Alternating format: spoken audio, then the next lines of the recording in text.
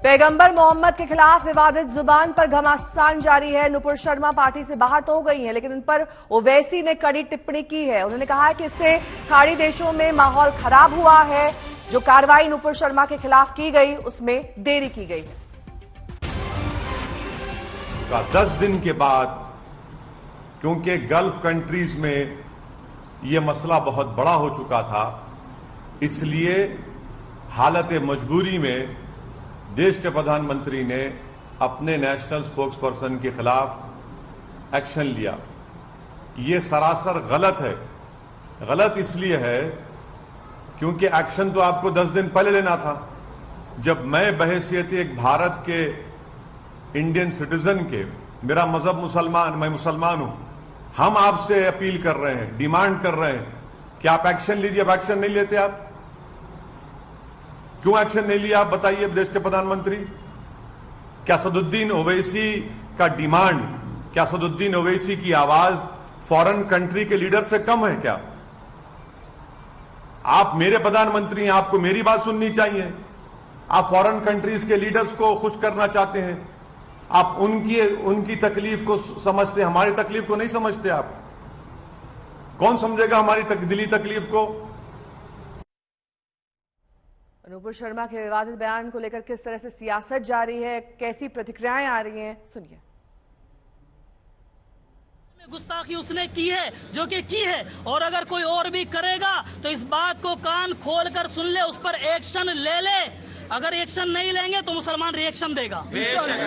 मेरे खानदानों को बुरा कहो, बर्दाश्त है, लेकिन मेरे नबी की शान में अगर एक लफ्ज भी बोला तो याद रख लो, जबान काट ली जाएगी। हाथ उठाओगे हाथ काट लिया जाएगा, उंगली उठाओगे उंगली काट ली जाएगी। अगर निगाहें भी उठी ना तो निकाल कर बाहर फेंक देंगे। हज़रात गिरामी कद्र, फिर उसके बाद तुम चाहो तो हमें जेल में डालना, तुम चाहो तो लाठियां बरसाना, हम बर्दाश्त करेंगे, लेकिन नबी की शान में गुस्ताखी बर्दाश्त न करेंगे। तो बीजेपी ने एक जिम्मेदार पॉलिटिकल पार्टी की हैसियत से अपना काम कर दिया, अपनी जिम्मेदारी को, अपने कर्तव्य को पूरा कर दिया। उसकी सराहना करते हुए मैं सरकार से ये अपेक्षा करता हूँ, उम्मीद करता हूँ कि वो भी अपनी जिम्मेदारी को पूरी करेगी और इनको कानून के मुताबिक सजा दिलवाने का इंतजाम करेगी। इन लोगों की प्राइमरी मेंबरशिप को सिर्फ सस्पेंड ही नहीं करना चाहिए था, इनको हमेशा के लिए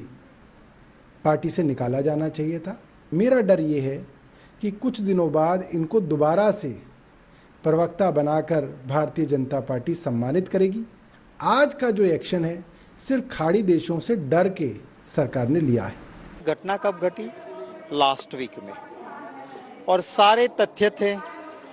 मेरा पहला सवाल यह है कि अरे मोदी जी, क्यों इतनी देर कर दिया आपने?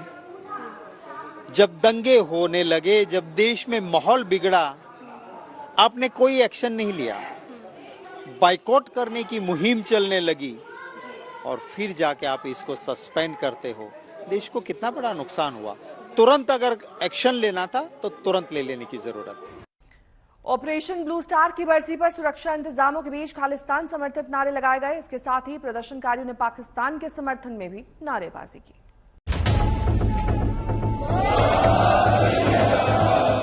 ऑपरेशन ब्लू स्टार के 38 साल बाद स्वर्ण मंदिर में नारे लग रहे हैं। ऑपरेशन ब्लू स्टार के 38 साल बाद खालिस्तान समर्थकों की जय जयकार हो रही है। ऑपरेशन ब्लू स्टार के 38 साल बाद खालिस्तान समर्थकों की आजादी मांगी जा रही है।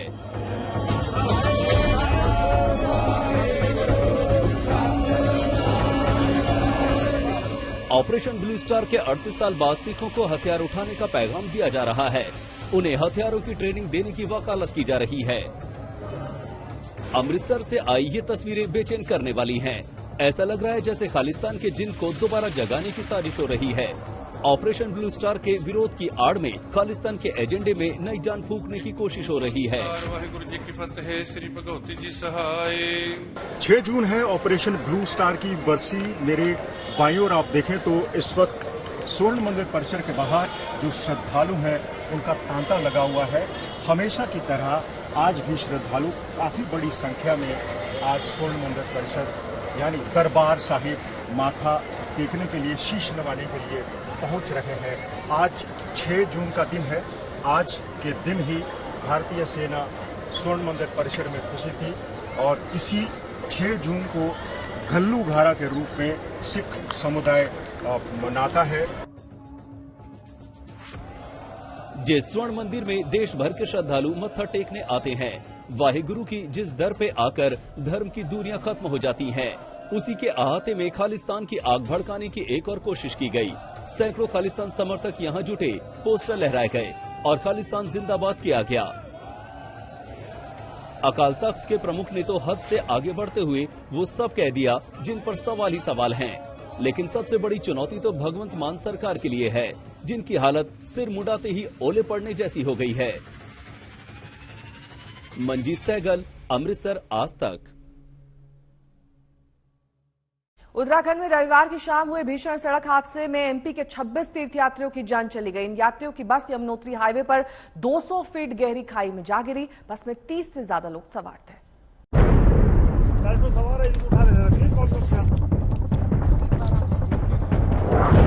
चार धाम को न जाने किसकी नजर लग गई। कभी प्राकृतिक आपदाओं से सामना,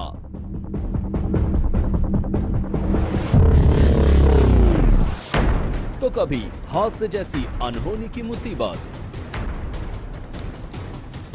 तकरीबन 200 फीट गहरी खाई में औंधे मुंह गिरी ये बस चार धाम यात्रा के अध्याय में मातम का एक और संदेश लेकर आई। ये बस हरिद्वार से यमुनोत्री की तरफ बढ़ रही थी। शाम के 7 बजे का वक्त हो रहा था, तभी ड्राइवर ने संतुलन खोया और यात्रियों से भरी ये बस गहरी खाई में खो गई।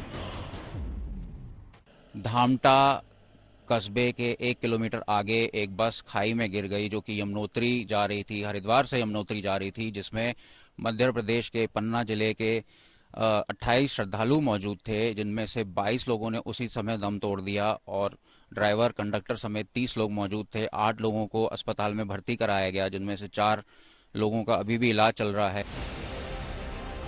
ये बस पन्ना से रवाना हुई थी। पन्ना से तीर्थ यात्रियों का जत्था चार धाम को चला था, लेकिन इस बार तो जैसे चार धाम पर देवीय प्रकोप चल रहा है। यमुनोत्री हाईवे पर जिस जगह ये हादसा हुआ, वहाँ सड़क संकरी है। रोड को चौड़ा करने का काम चल रहा है। शायद ड्राइवर से गलती हुई और नतीजा आपके सामने है। इस हादसे के बाद देहरादून से भोपाल तक सरकार और प्रशासन का पूरा तंत्र सक्रिय हो गया। उत्तराखंड के CM Pushkar Singh Dhami control room पहुंचकर खुद डैमेज कंट्रोल में लग गए, तो मध्य प्रदेश के सीएम शिवराज सिंह चौहान भी उत्तराखंड पहुंच गए। दो मुख्यमंत्रियों की सक्रियता से आपदा प्रबंधन का काम तेजी से आगे बढ़ा। जो भी बचाव के काम है, चूंकि डामटा ऐसी जगह है जो बीच में पड़ता है, देहरादून और उत्तरकाशी के बीच में, देहरादून से ज़्यादा बचाव के आसान है। इसलिए यहाँ के मैक्स हॉस्पिटल और हमारे एम्स ऋषिकेश और जो भी अस्पताल हैं, उन सभी को पहले से ही जो है बता दिया है कि जो भी बचाव के काम हो सकते हैं वो किया जा रहा है। मैंने आज रक्षा मंत्री श्रीमान राजनाथ सिंह जी से चर्चा की और उनसे ये प्रार्थना की कि मध्य प्रदेश यहाँ से काफ़ी दूर है पन्ना जिला, इसलिए एयरफोर्स का अगर विमान हमको मिल जाएगा तो हम पार्थिव शरीर तीर्थ यात्रियों के समय पर जल्दी घर पहुंचा सकेंगे। जाहिर है पन्ना के वो परिवार जिन्होंने अपने परिजनों को खोया है, वो गम में हैं। तीर्थ यात्रा का संतोष और खुशी गम में तब्दील हो गई है। देहरादून से दिलीप सिंह राठौड़ के साथ ओमकार बहुगुणा, उत्तरकाशी, आज तक। वक्त फिलहाल यहाँ एक छोटे से ब्रेक का हौसला। बने रहिए हमारे साथ, हाजिर होंगे फौरन कुछ और खबरों के साथ। देखते रहिए आज तक।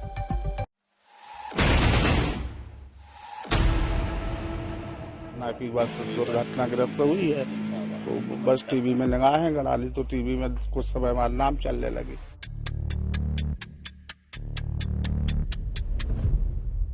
कब गए थे, कितने दिन पहले गए थे? जेठ से निकले हैं 20 तारीख।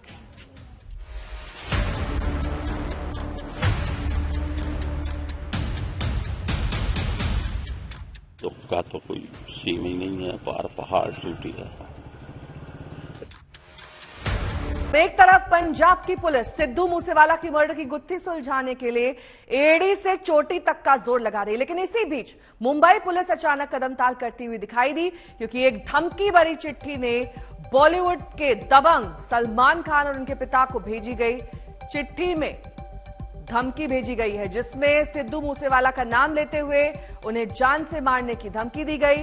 हालांकि अभी तक ये साफ नहीं हो पाया कि चिट्ठी दरअसल किसने भेजी, लेकिन शक है कि लॉरेंस बिश्नोई गैंग इसमें शामिल है, क्योंकि वो पहले भी सलमान खान को ऐसी ही धमकी दे चुका है।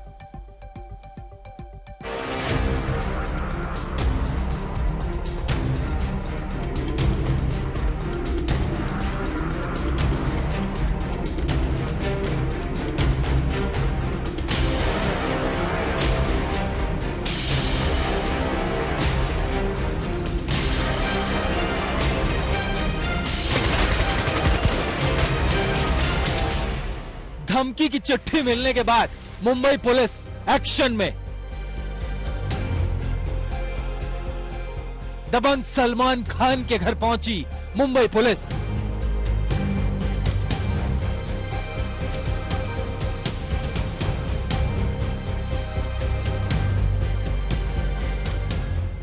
पंजाब के गैंगस्टर की धमकी की मुंबई में धमक।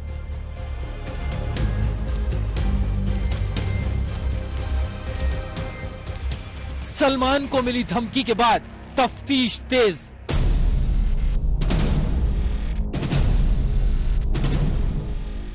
सलमान खान को जान से मारने की धमकी मिलने के बाद मुंबई पुलिस एक्शन में आ गई है।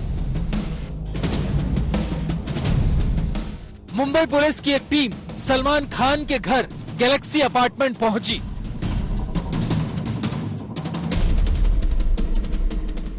मुंबई पुलिस एक बार फिर सलमान खान की वजह से पसीने से तरबतर हो रही है।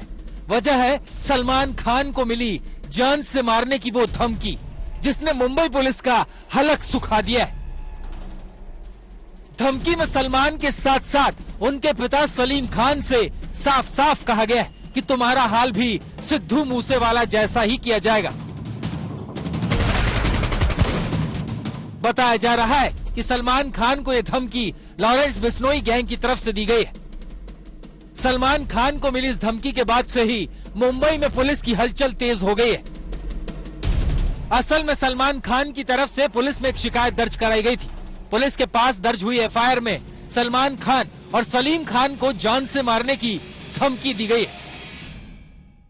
इस वक्त हम बैंड्रा बैंड स्टैंड पर मौजूद है। ये वही जगह है जहां पर सलमान खान के पिता सलीम खान मॉर्निंग वॉक के बाद ब्रेक लेते हैं और यहीं पर एक चिट्ठी मिली थी संडे के दिन, जिस चिट्ठी में जान से मारने की धमकी दी गई है सलीम खान और सलमान खान को, जिसके बाद मुंबई पुलिस ने सुरक्षा तो पुख्ता कर दी है, एफआईआर दर्ज कर लोगों की जांच में भी जुड़े हुए हैं। सलमान खान और उनके पिता सलीम खान के नाम से अज्ञात शख्स ने लेटर भेजा था। ये लेटर रविवार को बांद्रा के बैंड स्टैंड प्रोमेनाड में मिला था। लेटर सलीम खान के गार्ड को उस जगह मिला था जहां सलीम मॉर्निंग वॉक के बाद जाकर बैठते हैं।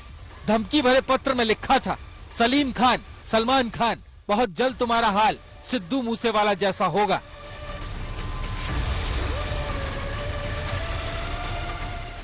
सिद्धू मूसेवाले की हत्या के मामले में शुरू से ही सवालों के दायरे में बने हुए लॉरेंस बिश्नोई ने सलमान खान को पहले भी धमकी दी थी। जब हम करेंगे तो पता लग ही जाएगा। सलमान खान का करेंगे, मारेंगे ही जाएंगे, जोधपुर में मारेंगे तो पता लग जाएगा इनको। अभी तो मैंने कुछ किया ही नहीं, अभिनय मतलब कोई इन्वॉल्व कर रहे हैं। अभी जब हम करेंगे तो पता लग ही जाएगा। सलमान खान का करेंगे, मारेंगे ही जाएंगे, जोधपुर में मारेंगे तो पता लग जाएगा इनको। अभी तो मैंने कुछ किया ही नहीं, अभिनय मतलब कोई इन्वॉल्व कर रहे हैं। जब भी कोई कमिटमेंट करो तो पॉजिटिव करना, नेगेटिव नहीं करना। और शिकार टाइगर जैसे शिकार कोई नहीं करता है ना, ये सबको पता है। जब भी कोई कमिटमेंट करो तो पॉजिटिव करना, नेगेटिव नहीं करना। और शिकार टाइगर जैसे शिकार कोई नहीं करता है ना, ये सबको पता है। जाहिर है इस मामले के सामने आते ही पुलिस को फौरन हरकत में आना स्वाभाविक था। पुलिस ने आईपीसी की धारा 506 के तहत मामला दर्ज भी कर लिया है। सिद्धू मूसेवाला की हत्या के बाद सलमान को धमकी भरा लेटर मिलने से पूरे बॉलीवुड में हलचल मच गई है। सलमान के प्रशंसकों से लेकर तमाम सेलिब्रिटी तक सभी सलमान खान को लेकर फिक्रमंद हो गए। लिहाजा मुंबई पुलिस भी अब इस मामले में अलर्ट मोड में है और पूरे मामले में संजीदगी से जांच कर रही है। सलमान खान के घर गैलेक्सी अपार्टमेंट में जॉइंट कमिश्नर विश्वास नागरे पाटिल और डीसीपी मंजूनाथ शांगे पहुंचे थे।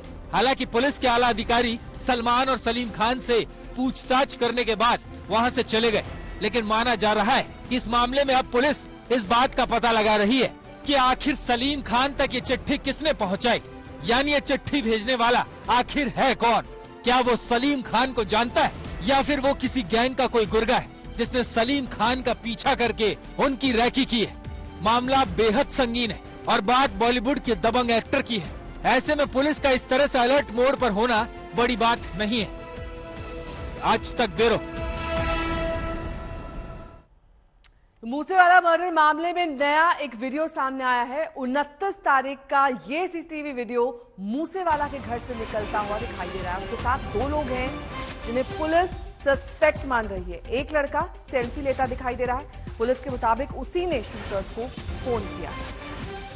सीसीटीवी में मूसेवाला के साथ 2 लोग भी दिखाई दे रहे हैं।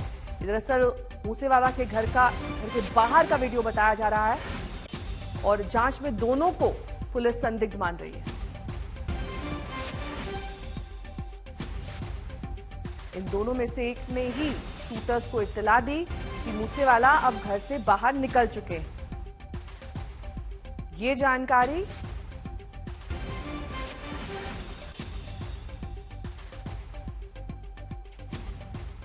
तो सवाल यही उठता है कि सिद्धू मूसेवाला की हत्या को 9 दिन बीत गए और इन 9 दिनों के दौरान पुलिस ने ऐसी कोई कामयाबी हासिल नहीं की जिससे उसकी पीठ ठोकी जा सके। अलबत्ता पुलिस ने उन 8 शूटर्स की पहचान करने का दावा किया है जिनके बारे में यह शक है कि उन्हीं शूटर्स ने सिद्धू मूसेवाला को मौत के घाट उतारा था। उधर पुलिस ने शूटर्स को गाड़ियां देने वाले शख्स केकड़ा को गिरफ्तार कर लिया।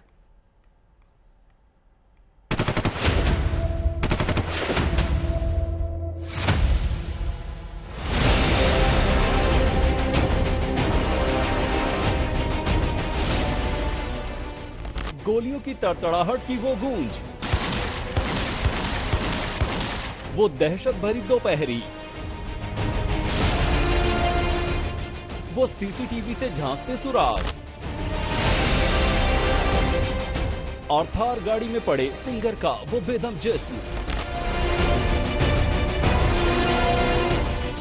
ये सब कुछ 9 दिन पुराना है। इतना पुराना कि अब इनके सहारे नए नए सवाल खड़े होने लगे हैं। मगर इसी बीच पंजाब पुलिस की फाइल से एक नए खुलासे का पन्ना खुल गया।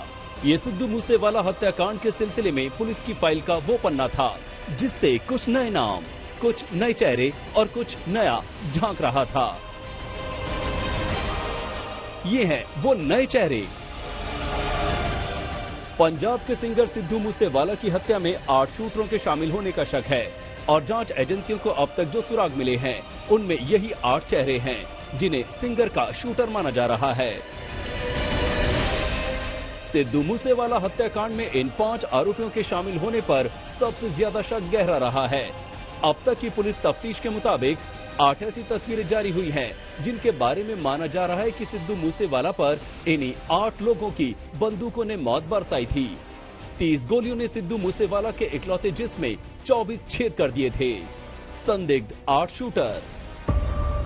Shooter 1 Subhash Banoda Maharashtra, shooter 2 Santosh Jadhav Maharashtra, shooter 3 Saurabh Rajasthan, shooter 4 Manjeet, shooter 5 Priyavrat और फौजी सोनीपत हरियाणा, शूटर 6 हरकमल पंजाब, शूटर 7 जगरूप सिंह उर्फ रूपा पंजाब। मनप्रीत सिंह गिरफ्तार। पुलिस के मुताबिक मनप्रीत उर्फ मन्नू मोगा, रूपा अमृतसर जोड़ा गांव, मन्नी अमृतसर खुर्सी गांव, प्रियव्रत फौजी सोनीपत और अंकित सिरसा सोनीपत की मूसा हत्याकांड में अहम भूमिका रही है। सिद्धू मूसेवाला की हत्या में शामिल अभी तक एक भी शूटर गिरफ्तार नहीं हो पाया है। वहीं पूछताछ के आधार पर तकरीबन 7 ऐसे संदिग्ध शूटर हैं जो कहीं न कहीं लॉरेंस बिश्नोई से जुड़े हुए हैं। उनकी तलाश में ताबड़तोड़ 4 राज्यों में छापेमारी की जा रही है। सूत्रों के मुताबिक सिद्धू मूसेवाला की हत्या में शामिल शूटरों में से 3 पंजाब के, 2 पुणे महाराष्ट्र के, 1 राजस्थान का और 2 हरियाणा के शामिल हैं। अभी तक जो चेहरे और उनकी सच्चाई सामने आई है, उससे तो यही लगता है कि कातिलों ने सिद्धू मूसेवाला को मौत के घाट उतारने से पहले कितनी बड़ी और जबरदस्त प्लानिंग की थी। मिली जानकारी कहती है कि अब तक जिन शूटरों की पहचान हुई है, उनका ताल्लुक आखिर भारतीय स्तर पर है। मसलन सिद्धू मूसेवाला की हत्या के लिए कई गैंग के गुर्गे और शूटरों को इस काम पर लगाया गया। पुलिस की जानकारी से पता चलता है कि ये एक इंटरस्टेट गैंग सिंडिकेट का काम है, जिसमें 3 शूटर पंजाब से थे, 2 शूटर्स हरियाणा के और 2 शूटर्स पुणे महाराष्ट्र के अलावा 1 शूटर राजस्थान का बताया जा रहा है। बकौल पुलिस जांच, आरोपियों में से प्रियव्रत फौजी पर हरियाणा पुलिस ने मूसेवाला की हत्या को लेकर 25,000 का इनाम भी रखा है।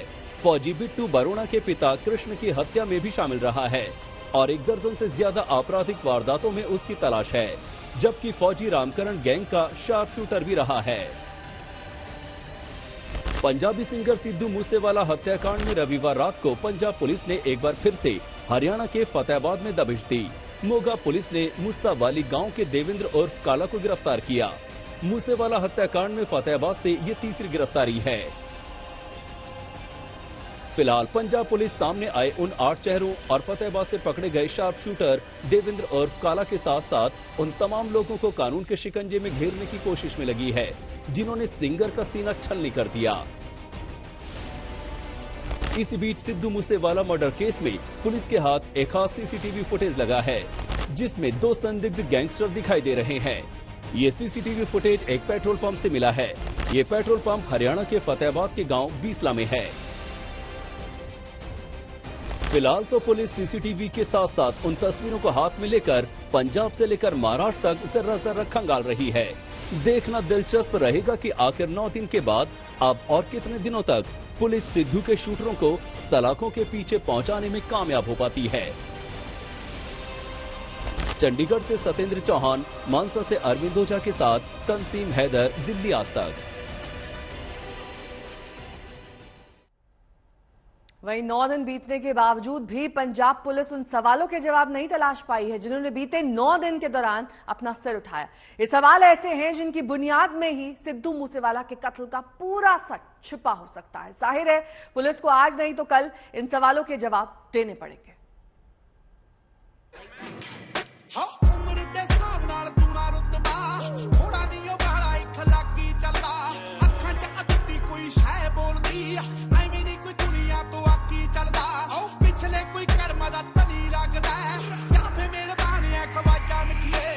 पंजाब के गायक सिद्धू मूसेवाला की हत्या के 9 दिनों के बाद 8 शूटरों के चेहरे से बेशक पुलिस नकाब उठाने का दावा करने लगी हो, लेकिन इन 9 दिनों के भीतर 8 ऐसे सवाल भी सिर उठाकर खड़े हो गए, जिनके जवाब अभी सामने आने बाकी हैं।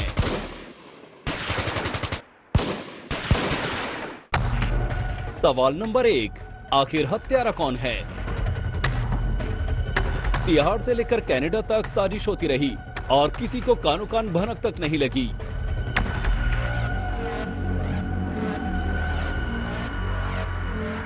सवाल नंबर 2, इस मामले में पुलिस खामोश क्यों? बेशक हत्याकांड के बाद पंजाब की पुलिस बहुत तेजी दिखा रही है, लेकिन सिद्धू मूसेवाला के मर्डर के मामले में पुलिस की चुप्पी भी कई सवाल खड़े कर रही है। सवाल नंबर 3, कहां से जुड़े हैं हत्याकांड के तार?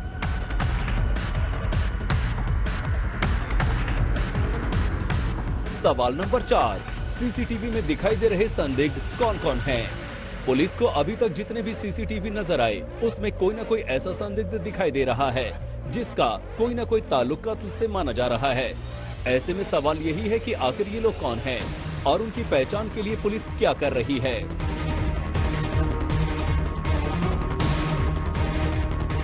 सवाल नंबर 5, कहां तक पहुंची हत्याकांड की जांच?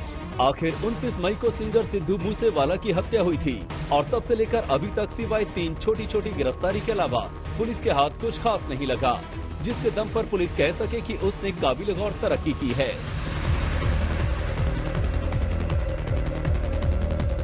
सवाल नंबर 6, अब तक कितनी गिरफ्तारियां हुई? इस मामले में अभी तक सिर्फ 3 गिरफ्तारियां हुई हैं, या यूं भी कह सकते हैं कि 3 गिरफ्तारियां पुलिस ने दिखाई हैं। तो क्या पुलिस ने इस मामले में कुछ और लोगों को भी हिरासत में लिया है? ये सवाल बना हुआ है। सवाल नंबर 7, मूसेवाला के पिता के मन में क्या है? दुनिया का सबसे बड़ा बोझ अपने कंधे में उठाए घूम रहे सिद्धू मूसेवाला के पिता के मन में आखिर क्या चल रहा है? क्या ये बात पुलिस ने उनसे जानने की कोशिश की? और क्या वो सिद्धू मूसेवाला के हत्यारों को सजा दिलाने के लिए पुलिस के साथ हर तरह का साथ देने को तैयार हो गए हैं?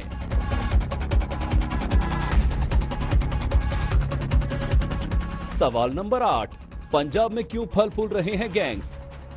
लेकिन इन सबसे बड़ा सवाल यही है कि पंजाब पुलिस से कि आखिर पंजाब की इस खेतीहर जमीन पर वहां मौत से सौदा करने वाले गैंगस्टर क्यों पनप रहे हैं? इसका जवाब तो पुलिस को देना ही पड़ेगा। क्या सिंगर, गैंगस्टर और सियासी गठजोड़ ने एक सिंगर के जिस्म में 30 गोलियां उतार दी? सूत्रों की माने तो सभी शूटर्स लॉरेंस बिश्नोई के गैंग से ताल्लुक रखते हैं और अब पुलिस ने भी सभी शूटर्स की गिरफ्तारी के लिए दिल्ली, पंजाब, हरियाणा और राजस्थान में ताबड़तोड़ रेड डालनी शुरू कर दी है। इसी सिलसिले में हरियाणा के फतेहाबाद से देवेंद्र उर्फ काला को गिरफ्तार किया गया। उस पर हत्याकांड में शामिल 2 संदिग्धों को शरण देने का आरोप है। फिलहाल तो दिल्ली के पटियाला हाउस कोर्ट में लॉरेंस बिश्नोई की पेशी होने वाली है। उसकी 5 दिन की रिमांड बढ़ाई जा चुकी है। दिल्ली पुलिस की स्पेशल सेल ने कोर्ट को जानकारी दी है, जिसमें कहा गया है कि लॉरेंस को पलवल, सोनीपत और बहादुरगढ़ ले जाकर जांच की गई है और अभी कई और जगह ले जाना बाकी है। हालांकि पुलिस ने ये भी साफ कर दिया है कि लॉरेंस बिश्नोई को फिलहाल पंजाब नहीं ले जाया जाएगा। आज तक ब्यूरो।